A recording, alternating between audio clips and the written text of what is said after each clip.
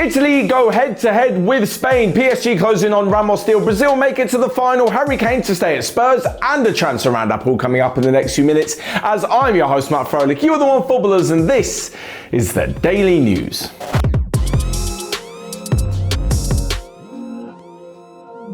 So first off, Italy go head-to-head with Spain tonight as they take on each other for a place in the European Championship final. Wembley will be hosting both semi-finals, and it will be a brilliant match to watch, and surely one of the closest we've seen so far in the competition. Italy have been brilliant throughout the whole tournament, and Spain are coming into some very, very good form, especially in front of goal. But this may be just a game of tactics. Honestly, Italy have got their own identity. So does Spain. You've got Luis Enrique, you've got Roberto Mancini, two brilliant managers at club level who have both won so much, and how they'll be able to put that onto the pitch is going to be very, very interesting. We've seen their style of play, but how are they going to match up against each other? From the outset, and when you look at the tactics, it looks like it might be a bit of a stalemate, with both of them not really being able to budge and pull out something different out of the hat, but who knows?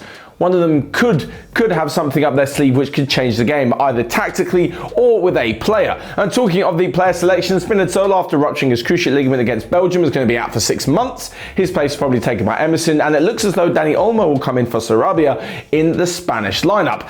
When it comes to predicting the game though, this is one of the most difficult.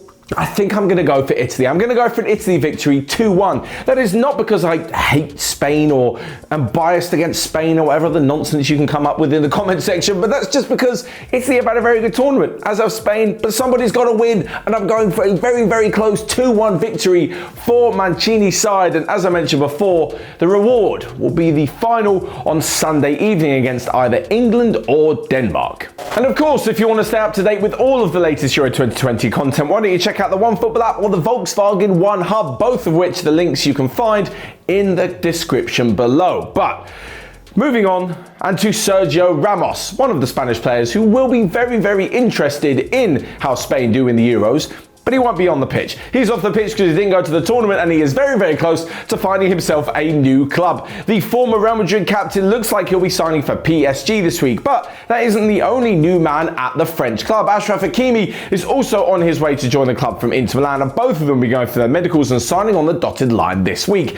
This brings a bit of experience to the PSG back line, like I think I mentioned last week, when you've got the other defenders, none of whom are over the age of 28, with the likes of Kimpembe, there's Diallo, there's Marquinhos, there's Thilo Kehrer, but it'll be a very, very much welcome addition with all that he brings to not only the side, but the club as a whole. It's also a very big name for them to bring in from their marketing side as well. On top of this, Achraf Hakimi is going to be a flying right fullback. He'll definitely be in that starting lineup, and I just think the PSG are making some really, really good moves to tighten up that defence as they yet again go for all-conquering, dominating European glory next season. Moving on though, and to the Copa America, where we have one of the finalists, and that is Brazil. Very interesting fact about Brazil, they have won the competition every single time they've hosted it, and overall they've got 9 Copa America victories. They'll be hoping for their 10th at the weekend against either Argentina or Colombia. That's because their 1-0 victory over Peru saw them through to the final, and Neymar was at it again. A brilliant assist for Lucas Paqueta for the only goal of the game, and afterwards he said that between the 2 other semi-finalists, he'd love for Argentina to make it. He's got a lot of friends in the Argentina team. It all sounded very, very nice,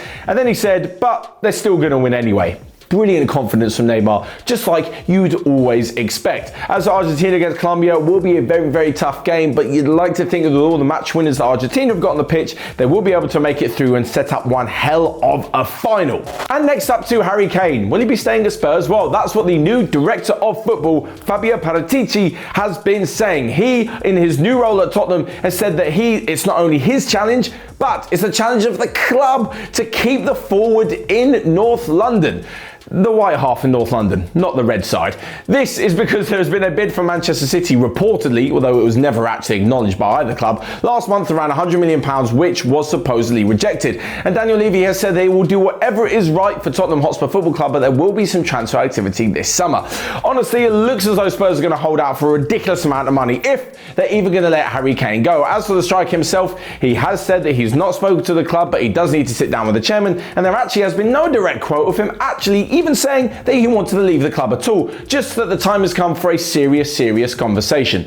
Of course, Spurs with their new manager Nuno Espirito Santo will be hoping to hold on to him and bring in a few others as well, as they seem to be linked with quite a lot of players at the minute. As to whether or not you think Kane will stay, why don't you guys let me know in the comment section down below if you think he'll stay, and if he doesn't, where you think he's going to end up. Honestly, if, it's a big if, he does go, it looks like Manchester City is probably the only option.